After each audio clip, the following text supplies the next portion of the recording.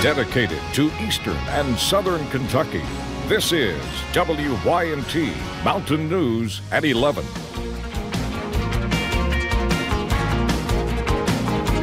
While light snow is possible across portions of the mountains tonight, dangerously cold temperatures and sub-zero wind chills are expected. Good evening, I'm Justin Case. Let's check in now with Chief Meteorologist Andrew Dockery for the latest. Andrew? Yeah, you said it best. We're going to be looking at a winter system working through tonight. And while snow was a talk for some time, I think the colder air is going to be the bigger story. Let's take a look at Pinpoint Doppler because rain is falling. What is important to know is that if snow does not occur on the backside of this system, anything that hits the ground will freeze overnight tonight. Temperatures, they're at 47 in Jackson, 49 in Prestonsburg, 41 in Moorhead, and the 30s, even the 20s, showing up to the northwest. That winter weather advisory, it has been continued simply for, once again, the freezing on the roadways and slick spots expected late tonight and into your Tuesday morning. But more importantly than that, while slick spots will be possible, some light snow as well, an Arctic blast is really going to take over with a secondary cold front tomorrow night and into your Wednesday. Now, wind chills with that system could get as low as -5 to -15, and temperatures, Justin, could be in the single digits close to zero. We'll have a full look at the forecast and what you can expect coming up in a few short minutes. Andrew, thank you. A former Harlan County High School JROTC instructor surrendered after allegations surfaced that he sexually assaulted a student. In March, Social Services received a report that Daniel Tuttle allegedly sexually assaulted a teenage girl. An arrest warrant was issued on January 8th. Tuttle was put behind bars today. Harlan County Schools Superintendent Brent Roark says they take allegations like this very seriously and want students to feel safe. Unfortunately, these allegations sometimes come up, and that's something we have to address immediately when they do. Kentucky State Police say Tuttle turned himself in at the Harlan County Detention Center this morning. Tuttle worked at the school from 2016 to 2018. He was let go shortly after school officials learned about the allegations. New information tonight, hundreds of people will be laid off in northeastern Kentucky. The AK Steel plant in Ashland, which has been idled since 2015, will officially close its doors at the end of this year. Mayor Steve Gilmore says this will directly impact about 200 people. The company has been able to relocate around 170 people over the last few years since the plant idled. The hope is now the remaining 200 employed will be relocated. They will also be offered severance packages. 2 Laurel County businesses were burglarized after someone cut a hole in a wall to get in. Early Sunday morning, police say the Verizon wireless alarm went off, leading them to find a burglar inside of Mattress Overstock and Verizon. Police say the man broke into the stores with a crowbar, severely damaged both stores, and then threw the crowbar through a glass door trying to escape. But nearby, police caught him red-handed. And it was just a great response time, and it just happened to work in their favor. Corey Daniels of Atlanta, Georgia, was arrested and charged with both burglaries. Because of the drug epidemic and other factors, police say they are continuing to see alarming numbers of break-ins and burglaries. To make sure people not only keep their homes safe, but their communities safe, police are helping to create local neighborhood watch programs. I went to the Bush community of Laurel County today for one of these meetings to learn how they are helping police fight crime. Kathy Jones says home break-ins are more common than she cares to admit. The first time, it was right before Christmas. And they came in and went through all my Christmas presents and did steal a gift that we had bought for my mother-in-law. The second break-in, she says thieves stole guns she and her husband had stored inside. She, along with many here who have experienced that, say those moments take away your peace. We felt very violated, because somebody came in our house that we didn't invite them in and just came in and looked around and did whatever they wanted to do. You pick out some roads and some times, and you vary those times. The purpose of these meetings, police say, is to make people more aware of things that don't seem right, like an unusual car or person on your street you've never seen before. 60%, over half the crimes are solved with somebody that sees something or can identify something. Sheets were handed out at the meeting with what to look for when describing a suspicious person or car. These kinds of tools are what led deputies to 2 suspects on the run 3 weeks ago. They gave us names. Matter of fact, they even told us where the one individual we was looking for was at a place of business here near. And we went in and the subject had arrest warrants on him. Whether it is securing your home with locks and lights or taking turns with neighbors driving up and down the streets, these are strategies police say keep people safe. We just want to feel safe in our own house. Protecting homes and property by choosing to be more vigilant. Gilbert Achardo of the Sheriff's Office led tonight's meeting. He says for anyone who owns firearms, make a list of all the serial numbers and keep that somewhere safe in case your home is ever broken into and the guns are stolen. He says that could help police find them and prevent future crimes. Cole Baron Joe Kraft sat down one-on-one with General Manager Neil Middleton for an Issues and Answers that aired tonight. The two discussed, among other things, Mr. Kraft's life in coal and how he thinks it plays a role in the global economy and in the United States.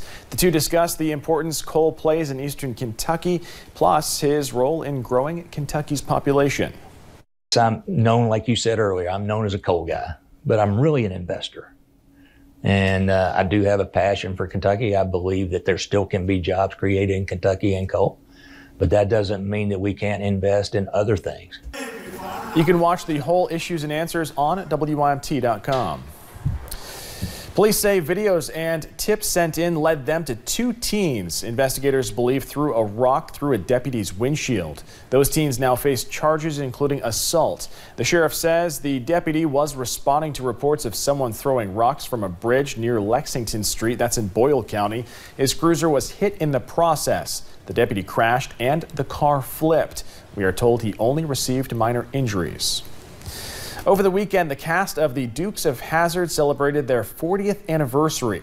Fans flooded Nashville to meet the entire living cast. The show aired 40 years ago. Cast members say they had no idea how popular the show would become in those 7 seasons, nor how popular it would stay for the following decades. It's just so amazing to me, especially the fact that there are little fans. There are 5 and 6 and 7-year-olds who are just as crazy about Dukes of Hazzard in 2019 as their parents were in 1979. We also have a web exclusive. We talked with all the cast members about their memories of Eastern Kentucky and their memories of stopping in the city of Hazzard. You can find that by heading over to WYMT.com. A dangerous new trend as meth makes a comeback in Kentucky. Police are finding a new, stronger version of the drug more often. Officials say the drug has spread across the entire state and makes up more than half of the drug cases. Miranda Combs explains what makes this resurgence so different. What if we told you there was a drug so strong it would basically break these instruments? Now, it's so pure that if we were to test the way we used to, it would overload our instruments. So we've had to change the way we actually do scientific testing to account for how pure it is. It's a drug we've heard forever, but with a new look. But methamphetamine is nothing made at home these days. It comes in probably from Mexico, and it's more than 90% pure. Generally, we used to refer to some of it as peanut butter meth because it was sticky and brown and it was hard to scoop out of the bags. That's a far cry from the methamphetamine we see today, which is all crystalline, it's all colorless. Jeremy Triplett is the lab supervisor. More than 400 police departments across the state send drugs they get from crimes to this lab. Last year, the lab got 27,000 submissions. The majority of it, actually more than half of it, is meth. We see more methamphetamine submissions than all other drugs combined. This chart tells the story. The amount of meth took off in 2016, and today it's 51% of the cases the forensic lab in Frankfort works. When I started cases 10 or 15 years ago, it was just Western Kentucky that had methamphetamine. It's really progressed eastward and has taken over the whole state. So I'm not sure why, but it's certainly a trend to note. It's unmistakable. However, on a good trend, the amount of fentanyl they are testing is going down. It seems to have peaked around early to mid 2017. Looking at the different substances, you really don't think that meth is just replacing fentanyl. It's so different. Yeah, I don't think so. You really could not find a more polar opposite drug experience, at least from how they work in the body, than methamphetamine and heroin and fentanyl. Heroin and fentanyl are depressants. Methamphetamine is sort of a super stimulant. In Frankfort, Miranda Combs, WKYT. Not only are they seeing the drastic increase in meth submitted as evidence, but also the number of drug submissions to the lab in general. Last year, there were about 7,000 more than years past. 3 people are dead and over 170 are injured after a freak tornado hit the Cuban capital of Havana. State media reports the rare twister ripped through several working-class neighborhoods last night. A cold front from the north and winds from the south would create high winds, thunderstorms, and heavy rainfall in the area. This was the first tornado to hit the city since it was founded. Meanwhile, here in Kentucky, with a cold front moving in tonight and bringing Arctic air with it, the water pipes in your home are at risk. Pipes could freeze and burst due to temperatures in the single digits and wind chills in the negative values. And while leaving your faucet dripping overnight can help your pipes not to freeze, having your home well insulated and the heat running will also decrease the chances of your pipes bursting. If you have heat running in the house, normally pipes won't bust inside the insulated walls. Normally the pipes bust inside the walls where insulation isn't sufficient enough to keep the cold out. Also, if you plan on leaving your home for an extended period of time, make sure to turn off your water and wash out the lines. Ahead of the cold temperature, community members in the city of Prestonsburg are hoping to keep people and animals warm. The animal shelter is offering to bring any cat or dog inside their shelter to keep them alive. The warming shelter also popped up downtown.